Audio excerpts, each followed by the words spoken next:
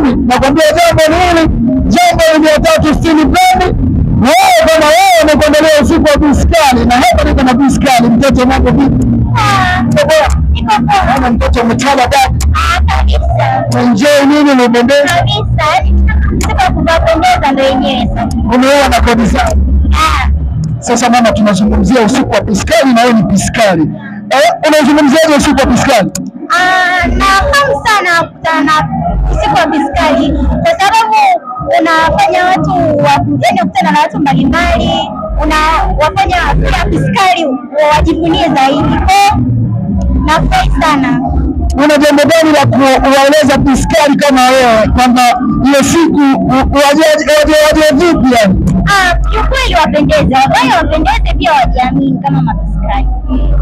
Kwa hiyo sharti la biskali lazima ujiamini kwanza. Sahihi, lazima ujiamini. Jiamini mwanamke. Unaweza. Umesikia? Biskali kwanza lazima ujiamini kama wewe ni biskali. Baba, hebu waambie washikaji ambao wanatakiwa waje hiyo tarehe 5 ya mwezi wa 4 kwenye usiku wa biskali, alafu waambie mabiskali ambao wanatakiwa waje. Hebu waambie kwamba waje vipi yani? Kiukweli usiku waje wametuelezea kwa kweli. Yaani ni kitu kimoja tu, kupendeza na vitu vingine vinafuata. Yaani kwa ushauri wangu na ushauri kwamba waje wamependeza. Aisee, jambo ni moja, jambo ni usiku wa biskali.